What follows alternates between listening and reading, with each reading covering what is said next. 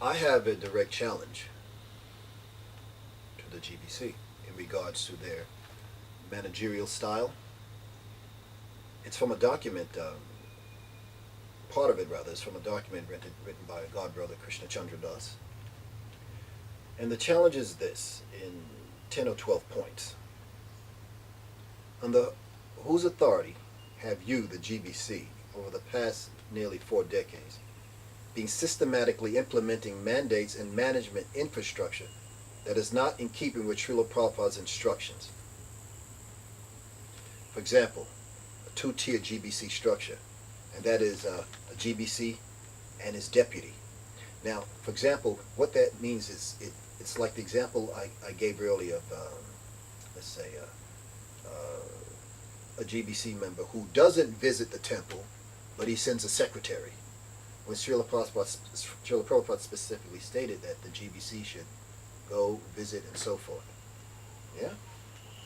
The next question is, under whose authority have the GBC begun to centralize regional temples and projects when Srila Prabhupada was firmly against centralization? He was completely against it. So the question is, why are you doing it? Under whose authority has the GBC changed the election system that Srila Prabhupada instructed on how the temple presidents and GBC are elected? Now this is vitally important because, as we stated earlier, the GBC and temple, some of these temple presidents, they hold on to their positions for decades. When in fact Srila Prabhupada instructed that every 3 years they are to be elected. So under whose authority is this being disobeyed? And they are maintaining their positions for years and years on end. Another question is, under whose authority has the GBC decided to ignore and have not implemented the direction of management document within ISKCON? Who decided this? Who and why? Now I know there are some devotees who say that, well, we have tried it Srila Prabhupada's way and it didn't work. But this is nonsense, because in fact, they never did really try it. They never did really adhere to his specific instructions on how ISKCON is to be run. Well, that's also blasphemy. Ah, indeed. Under whose authority have the GBC elected gurus to provide spiritual guidance to the community of devotees? The onus is on the GBC to prove indisputably that Srila Prabhupada wanted a guru to be elected by a peer appointment process and not according to their spiritual qualifications. Ooh, yes. Because we know that after Srila Prabhupada left Israel in 1977, the GBC established what was known as the Vartmanacharya, or the 11 persons who were to carry on initiation, supposedly on his behalf. Well, of the 11 that have were elected, all have fallen down. One of them was beheaded by his disciples. Another was involved in taking LSD and other drugs. Another was a homosexual. Another ran off with one of his female disciples. Another one ended up in jail.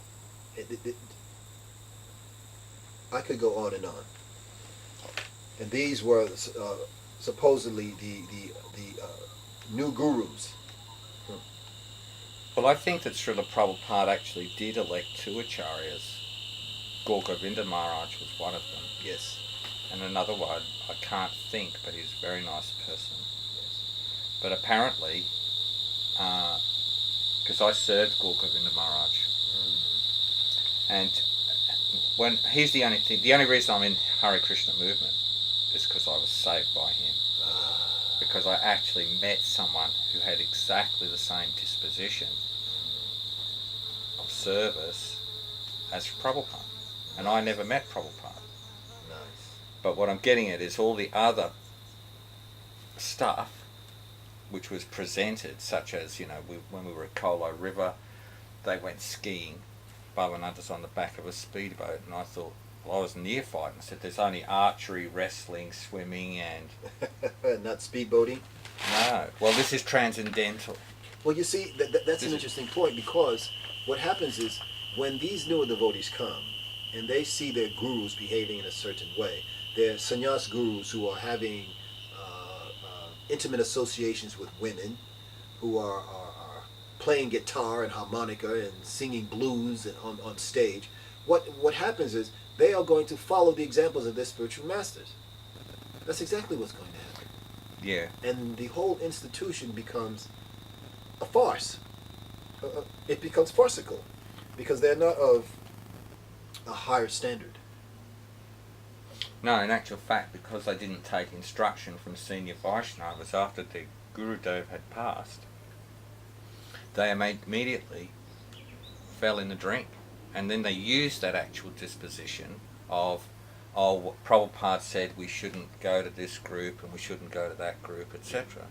And that just fractured everything. On the other hand, what it did is it allowed other movements to come up to flourish beside ISKCON and to keep it, their regimes, their agendas are much more clean.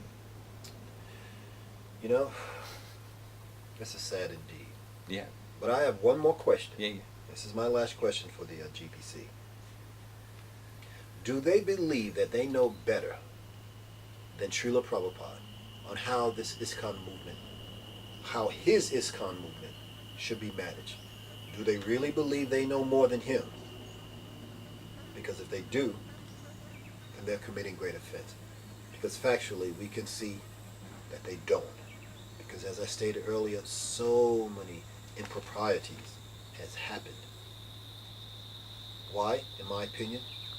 Because they do not and they did not follow our Guru Maharaj's instructions. Thank you.